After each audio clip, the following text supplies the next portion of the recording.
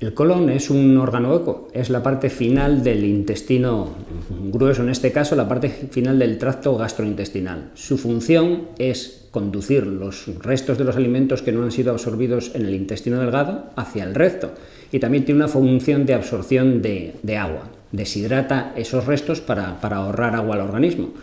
Por lo tanto, va a recibir la influencia de todos los restos de lo que comamos. Esto es lo que nos va a provocar la mayor parte del cáncer de colon.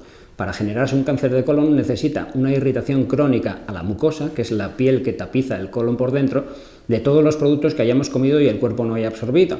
Toda esa irritación crónica, la secuencia que va a hacer es, primero va a irritar la mucosa. Esa mucosa va a formar un pólipo. Ese pólipo va a tener unas transformaciones celulares y eso se va a convertir en un cáncer. Entonces, mucosa normal, pólipo adenomatoso, el célebre adenoma de colon, y cáncer de colon.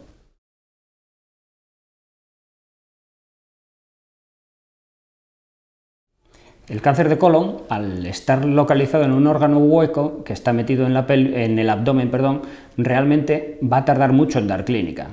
Si no lo cogemos a tiempo, la clínica, cuando nos dé clínica, ya va a ser un cáncer probablemente avanzado. ¿Qué síntomas nos produce? Nos suele producir un síntoma de sangrado. El cáncer sangra, y como sangra el intestino grueso, todo eso se va con las heces. Es un sangrado de poca importancia y por lo tanto vamos a ir perdiendo sangre continuamente y vamos a tener una anemia microcítica.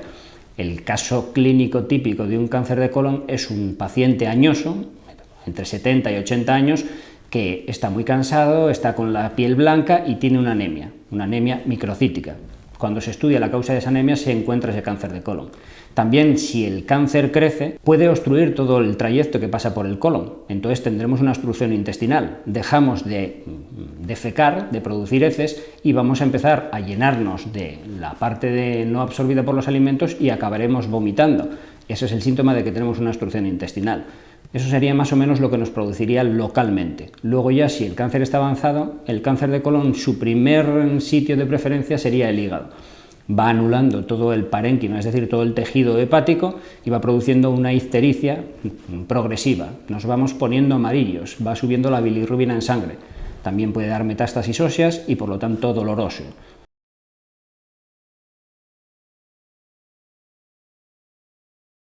Cuando tenemos síntomas, que hemos hablado en la pregunta anterior, de un cáncer de colon, tendremos que diagnosticarlo. La prueba FETEM para diagnosticarlo, aparte de que podemos hacer una radiografía del abdomen o un tránsito con bario, lo que tendremos que hacer es meter un tubo y verlo. Es lo que se llama colonoscopia. Realmente ya sabemos cómo se forma el cáncer de colon y ya lo hemos visto físicamente en una colonoscopia, pero no perdamos de vista que eso no es un cáncer hasta que el patólogo nos diagnostique y nos diga que lo que le hemos mandado es un cáncer. ¿Y qué le mandamos al patólogo? Una biopsia.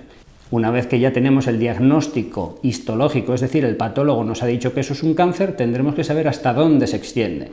Normalmente con un TAC abdominal, para ver todo el abdomen y además el hígado, que es el primer sitio donde el colon da metástasis, tendremos casi hecho el estudio diagnóstico previo.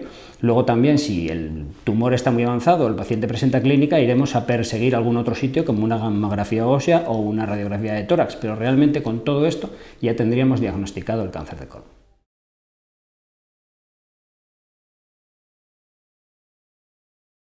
Una vez diagnosticado ya el tumor, lo que tendremos que hacer es tratarlo.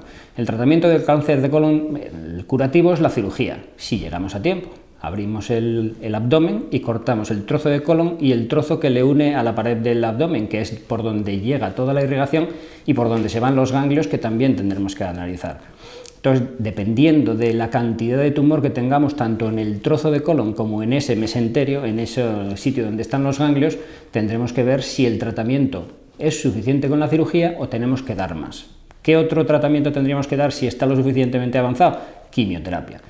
La quimioterapia en el cáncer de colon está muy indicada y tiene varias líneas, es decir, varios fármacos que se pueden dar, cuando nos falle uno dar otro, y eso nos aumenta bastante la supervivencia.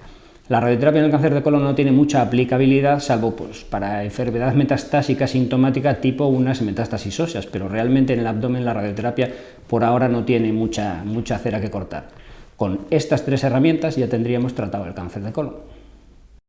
Cuanto más edad tengamos, más riesgo tendremos de tener un cáncer de colon. Depende mucho de la exposición a muchas sustancias que vienen vehiculadas con los restos de los alimentos. Entonces, cuanto más tiempo de vida pasemos, razonablemente más riesgo tendremos. La herencia es un factor que tiene mucho peso en el cáncer de colon. Se habla que de 1 de cada 4 tumores de colon va a tener alguna relación con la herencia. Dentro de esta herencia hay 2 enfermedades que tienen una susceptibilidad muy aumentada a padecer cánceres de colon, que son la poliposis adenomatosa familiar, es decir, tener el colon lleno de pólipos, y luego hay otra enfermedad que es el cáncer colorectal hereditario no polipósico, que es un cáncer que se hereda, pero que no necesita tener todo el colon lleno de pólipos porque a pocos que tenga uno va a hacer un cáncer de colon. La enfermedad inflamatoria intestinal sí aumenta el riesgo de padecer un cáncer de colon. Esta enfermedad es la suma de 2 enfermedades, la enfermedad de Crohn y la colitis ulcerosa.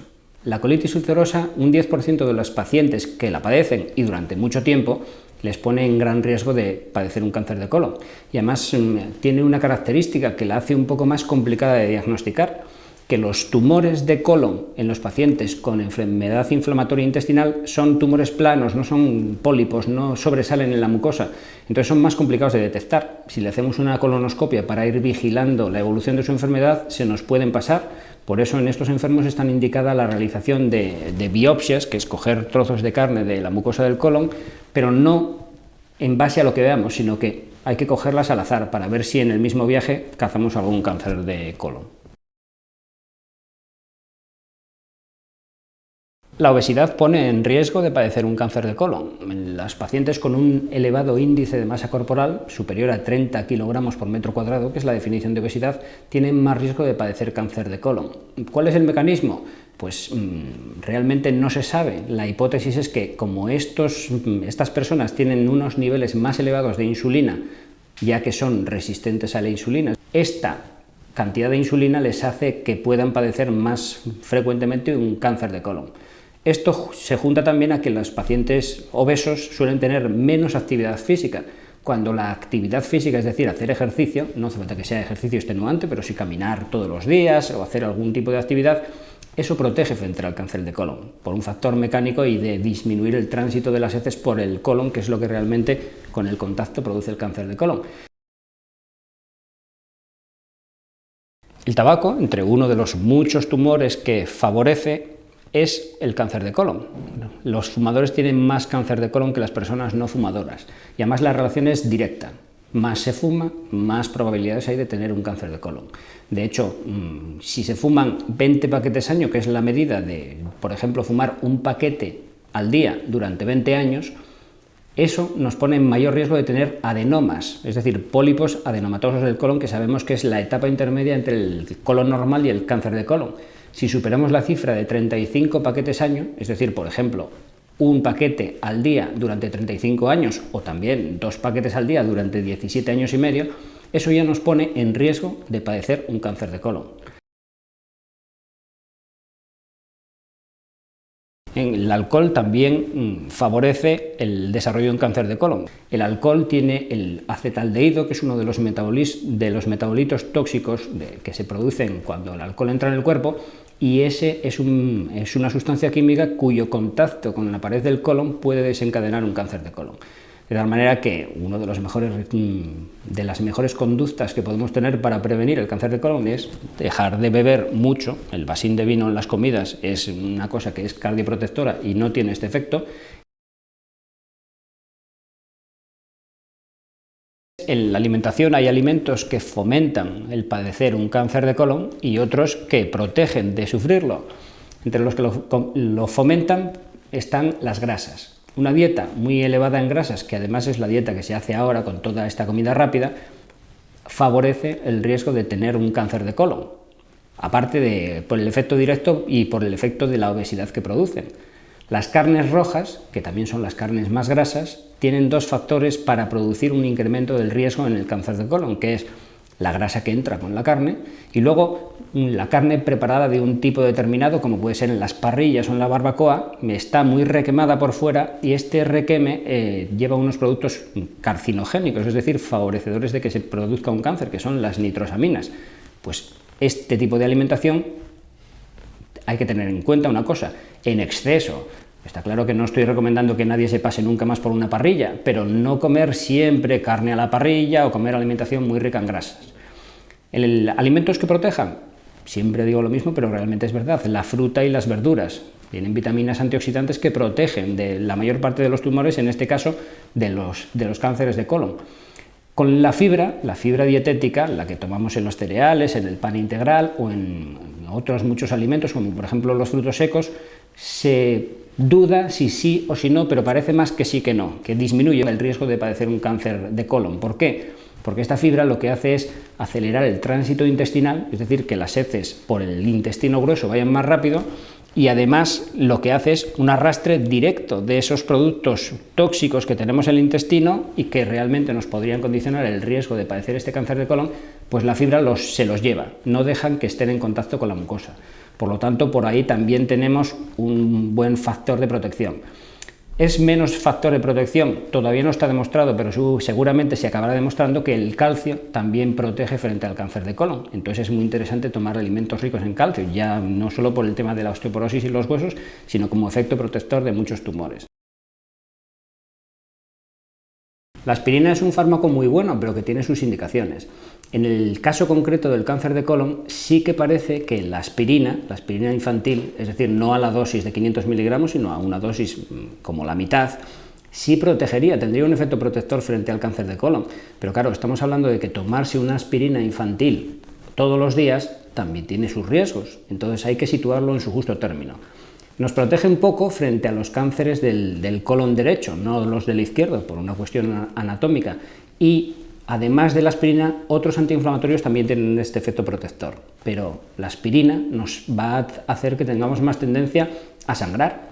Si somos gente que tenemos la tensión alta, podemos tener un infarto en el cerebro, un ACV, que será de carácter hemorrágico. Podemos empezar a sangrar por el cerebro e incluso morirnos. También la aspirina y el resto de los antiinflamatorios no esteroideos son muy tóxicos para el riñón y estar tomándolos todos los días no es nada bueno.